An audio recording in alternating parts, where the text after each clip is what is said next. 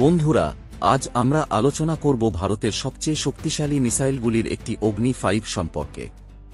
সম্প্রতি 20 আগস্ট 2025 সালে ওড়িশার চণ্ডীপুর থেকে এটি সফলভাবে উৎক্ষেপণ করা হয়েছে। এই মিসাইল কতটা শক্তিশালী, এর সম্পূর্ণ তথ্য কি, চলুন বিস্তারিত জেনে নিই। সবার প্রথমে জেনে নেওয়া যাক সাম্প্রতিক লঞ্চ সম্পর্কে।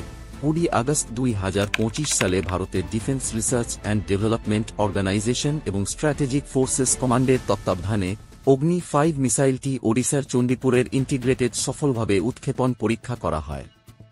এই উৎক্ষেপণের মাধ্যমে সমস্ত অপারেশনাল এবং টেকনিক্যাল প্যারামিটার যাচাই করা হয়েছে। এটি ভারতের নিউক্লিয়ার ডিটারেন্সকে আরও মজবুত করেছে। এবার আসুন অগ্নি 5 এর সম্পূর্ণ বৈশিষ্ট্যগুলো জেনে নেওয়া যাক। এটি একটি 3 stage solid fuelled intermediate range ballistic missile.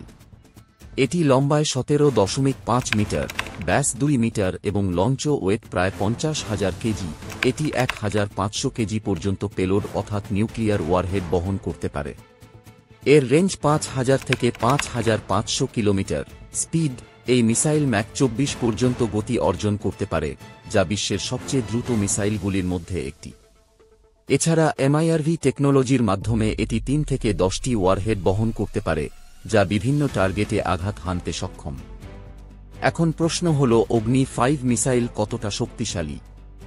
এটি নিউক্লিয়ার ক্যাপেবল, অর্থাৎ এটি নিউক্লিয়ার ওয়ারহেড বহন করে সমগ্র এশিয়া কভার করতে পারে, যার মধ্যে চীনের উত্তরাঞ্চল এবং পাকিস্তান, এমনকি রাশিয়া ও ইউরোপের কিছু অংশ এর রেঞ্জে আসে। এমআইআরভি টেকনোলজির কারণে এটি শত্রুর মিসাইল ডিফেন্স সিস্টেমকে ফাঁকি দিতে পারে, কারণ একটি মিসাইলে একাধিক ওয়ারহেড থাকায় ইন্টারসেপ্ট করা কঠিন। তো বন্ধুরা, অগ্নি 5 ভারতের ডিফেন্স ক্যাপাবিলিটিকে এক নতুন স্তরে নিয়ে গেছে। এটি শুধু একটি মিসাইল নয়, ভারতের স্বাধীনতা এবং নিরাপত্তার প্রতীক। আপনারা কি মনে করেন? কমেন্টে জানান। পরের ভিডিওতে দেখা হবে অন্য কোনো ইন্টারেস্টিং টপিকে। ধন্যবাদ। জয় হিন্দ।